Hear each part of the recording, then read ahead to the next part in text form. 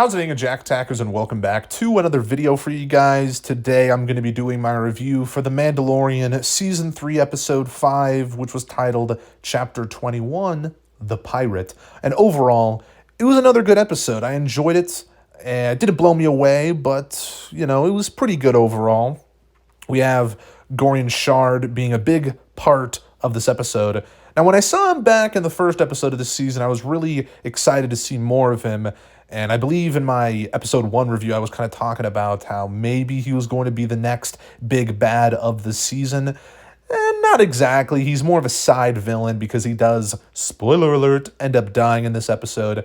And, well, presumably dead. I mean, his ship goes down, it blows up. But, with Star Wars, you never can be too sure. You just never know. But he most likely is dead. I mean, let's be honest. But he's fantastic. He's a great villain, first of all. Let me just say that. And I loved what they did with him in the episode just because, he's so cool to look at. And whenever he's on screen, I'm just mesmerized, to be honest. He's a piece of shit, but, I still like him. And he's attacking Navarro, him and his pirates, and Grief Karga obviously needs help. And he actually goes to Captain Carson Teva, I believe his name is. And I believe they're making like a TV show, Rangers of the New Republic. So I feel like this episode was kind of like a backdoor pilot to that. Obviously kind of showing off more of Captain Carson because, I do like his character and, whenever he has been in the series prior to this, because he's shown up a few times, I do like him. I think he's a good character and I would like to see more of him for sure. So I'm not entirely against, kind of a TV show centered around him. But I do feel like this episode was definitely setting up kind of the vibe, if you will, of that show.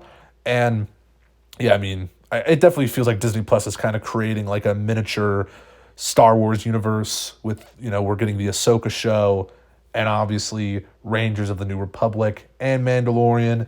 So it does kind of feel like they're making their own little, I think people are calling it the Filoni-verse or maybe Favreau-verse. I don't know, but it's all Star Wars. It's still in the same continuity, of course. But, it's cool to see Captain Carson Teva here. We also have a brief little cameo, which was very exciting, of Zeb from Star Wars Rebels. I've actually seen every episode of that show. I really love Star Wars Rebels. I also did a whole ranking video of all the seasons. So if you want to check out that video, I'd appreciate it. But, Zeb, he's a great character. Love him. And this is the first time we see him in live action. Fully CGI, I believe, which makes sense for this character, of course, because there's a lot of details to him that, it works better with CGI. But he looks fantastic. He looks great. I really liked how he looked in live action. And, very briefly in the episode, but of course a lot of people were going off about Zeb. And understandably so. Again, I love Zeb. Great character. Really cool that we got to see him. Was not expecting to see him in this episode whatsoever, but it was just cool that they did that. And anyways, long story short, Mando gets word that Gorian is kind of attacking Navarro and that Grief Karga is in trouble, of course, because Captain Carson ends up going over to the covert where all the other Mandalorians are. And then Mando is just acting very different in this episode. I don't know if there's some sort of time skip or what. Probably not, but maybe I'm just making this all up in my head. But he was kind of acting different in this episode, mainly because I think he's just fully in with the Mandalorians at this point. Like he really wants to show his loyalty. He really wants to show, and gain the respect, of course, because after he took his helmet off, some of the Mandalorians are like, I don't know, buddy. So he really wants to gather their respect and gain it. So maybe that's kind of explains why he's acting kind of sus in this episode. But ultimately he does realize that Navarro needs help. But then also he's like, well, if we help them, maybe we can stay on the planet as well and have a better home for the youngsters and all that, the foundlings. But, he was acting a little different. I don't know. I think I'm making this up, but I guess let me know down in the comments if you thought he was kind of acting different. Not bad necessarily, but he truly is dedicated to the Mandalorians now. And that speech he kind of gave them to kind of rally them up, to kind of convince them. And yeah, I don't know. It was cool though. I'm glad that Mando's kind of in that mindset and staying true to the Mandalorian code, to the creed. I don't know. I think it is cool. And the Mandalorians end up agreeing to help with Gorian, and they go to Navarro, and really great action sequence, let me just tell you. Really, really good action sequence.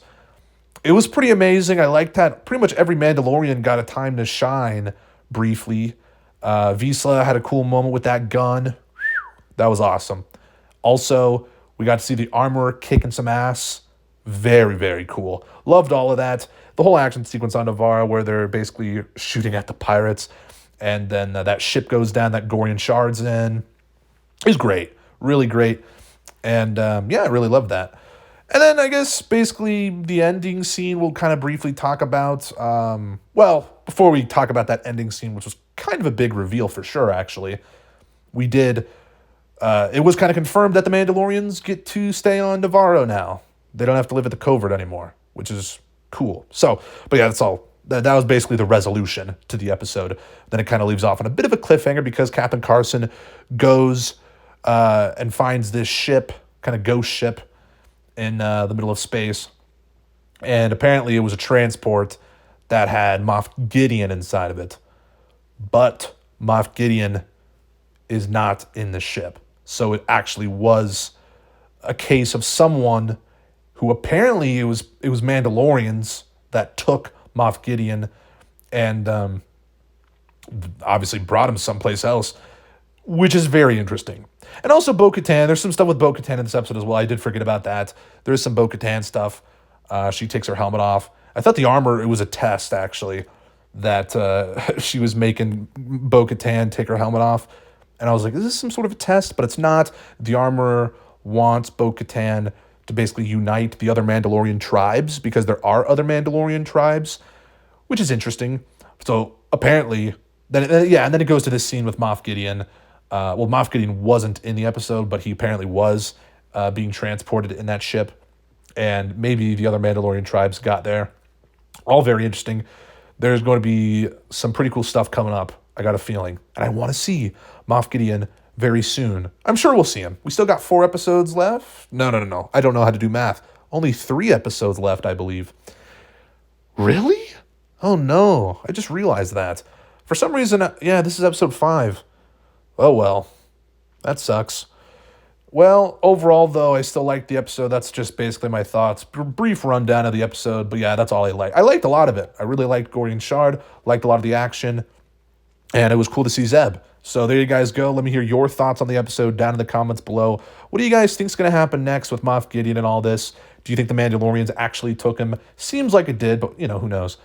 And, if you guys liked the video, make sure to give it a thumbs up, subscribe if you're new, and make sure to check out my social media, Instagram, Letterboxd, Twitter, down in the description and pinned comment below so we can keep in touch. And then I'll see you guys in the next one. Peace.